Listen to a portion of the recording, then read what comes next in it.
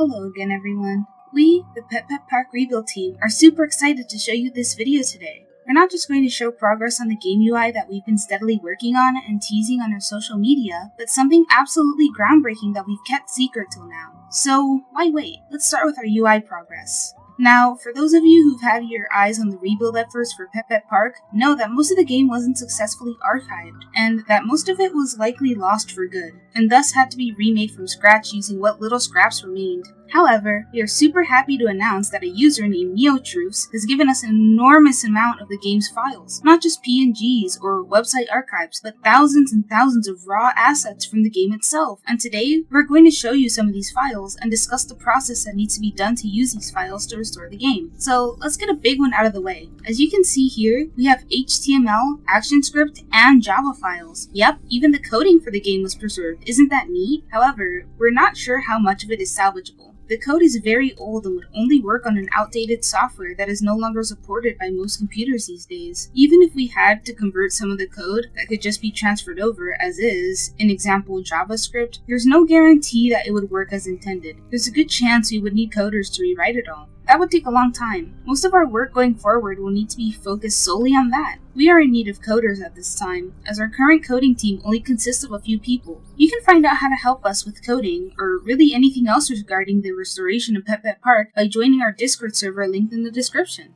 In terms of salvage coding, we tested various minigame files and found that for some of our devs, a few minigames were somewhat functional. These include Count and Cluckens and Calamity. But some of our team couldn't get any of the minigames to work past animated loading screens. Even then, the text is broken, and some assets are still missing. We're still trying to figure out how some people can run these minigames and others can't, but it gives us reassurance that we can salvage them. Other things we have are map files, interiors included, and all the animated map aspects like NPCs, miscellaneous animations, and more. Note, we have pretty much all of the files for the game up to June 2010, and some website files up to 2014. This means we don't have member content or anything past that date, but it's still very substantial. That means we could build the game up to that point, then we just need to recreate the rest past that. However, that means that specific color bottles, the 3 premium pet pets, newer areas, and even minigames still need to be recreated from scratch. That means your favorite color bottle and or map may not be included in our earlier releases until we get to rebuilding parts of the game from the ground up. A lot of this content we've been given was content that was thought to be lost, like specific item thumbnails, NPC quest dialogue, all kinds of beta content like maps, clothing, UI, and more. Using the files, we've even skinned some pet pets and put clothing on them. We have some examples for you, like the zombie Dipni done by Ponki, and this Shimmering hearts Pinixy done by myself, including their animations. Though we don't have them all, we can still bring back a lot of the older color bottles for the 6 original pet pets. Although some of the pet pet models need to be readjusted, like the Dipni, Drim, and the Oaken. But in total, we still have at least 30 color bottles for each pet pet. Some of you might have already seen the previews on our Discord and social medias, but the website is coming along great. We don't have a database for storing login information yet, but pet pets are still selectable, and all the art here is recreated from scratch by G-Man but with asthma, one of our developers, and Adrian, who's building the website itself. Once the website is up, you can finally create an account, download the game, and things like the community tab would just be the place where you can keep up on updates about the game. We could also host community events through it. As one final surprise, because we have so much of the game's content, we're planning on getting a game online as soon as possible. We think it would be best to have a working game up first before subsequently adding more content to it, so we all have a version of PetPetPark to play regardless. Anyway, that's the progress we have for now, but before we end it, we would like to give the biggest shout out to user Neopets on Reddit for providing all of these files. We wouldn't be nearly as far into bringing this game back without their generous donations of these files, so please, don't just thank us for bringing back PetPetPark, give a massive thanks to Neopets. Thank you for watching this video, and please look forward to future updates we have planned. If you want the most recent news from our team, please consider checking out our other social medias, especially our community Discord server. We hope to see you in the next video.